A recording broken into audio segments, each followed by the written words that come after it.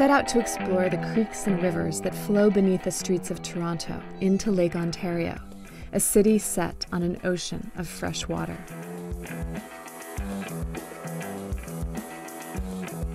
I soon realized that to find a river in a modern city, you need to look down a manhole. Garrison Creek was buried nearly 100 years ago, when this small stream was overwhelmed by the pollution and urban runoff from a growing city.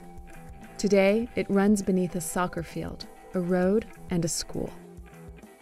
How does it look underneath here, the tunnels and the infrastructure that they've built? Well, underneath the park itself, it's a concrete arched tunnel. The sewage flows through the floor of the tunnel in a kind of narrow channel. But once you get south of here, the tunnel gets a lot bigger. It's a big brick and concrete tunnel. You can smell it a little. It is combined sewage, so you have kind of retained rainwater that's still running through the system, as well as people's, household waste. These are our modern day creeks. Yes, this is our creek. Most Torontonians have no idea that they, like many urban dwellers, are living on top of a network of buried waterways. Helen Mills is dedicated to tracing the courses of Toronto's lost rivers. Together, we set out to uncover the course of Mud Creek, a tributary of the Don River, Toronto's founding river. So what we're seeing here is all that's left of the headwaters of Mud Creek. Basically, yeah. We're coming to the second diversion. We're right underneath the wall of the 401. Wow, it's a right mess in here. I think of it, painting the creeks as a way to bring to the surface of our awareness the reality of this hidden world of water that we've forgotten about. And it's a reminder that we are embedded in a life support matrix of landscape and trees and water and air, and that we need to reconnect ourselves to that and try to make it better. Tracing the path of Mud Creek with his tempera paint that will be washed away in the next rain, I imagined the creeks that once flowed through this landscape, carrying away floodwaters, providing habitat, and cleaning up runoff through a network of wetlands. But the issue of lost rivers goes deeper than the burial of a few small streams.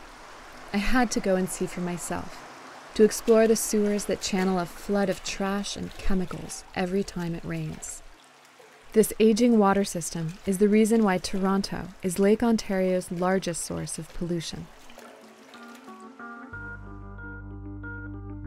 What kind of relationship do people in Toronto have with Lake Ontario? Well, this is a great spot to talk about that because we're right at the mouth of the Don River. And this river has been really abused over the last 50, 60 years, filled in, landfills built on it, and thousands of pipes that discharge every day into the river. And here we are, where it discharges into the Toronto Harbour. I've always felt that your quality of life, your ability to really live a strong, healthy, and have a strong community really revolves around your environment. One thing we try to tell residents is that they're connected to the lake. Whether they believe it or not, or understand it or not, their homes are directly connected to the lake. The rainfall that hits their roof or the driveway goes into a catch basin on the road. It'll end up in the local river or creek and work its way to Lake Ontario.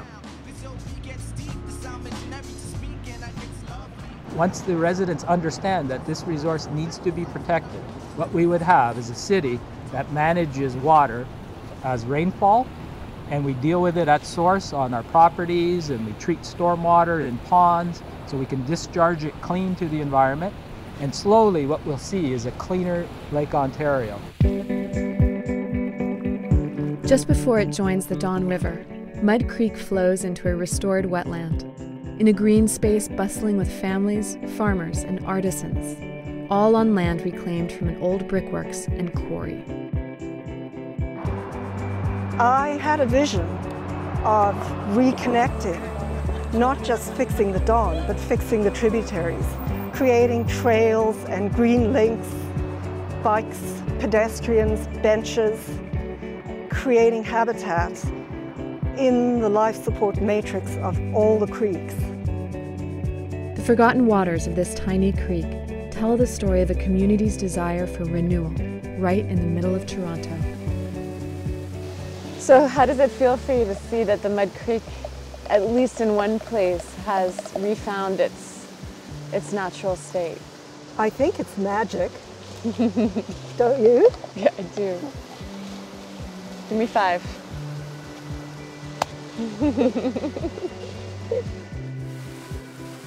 Cities don't have to be just concrete and steel. Mud Creek provides an example of what we can gain by restoring urban watersheds to filter runoff, clean our water, and sustain healthy communities.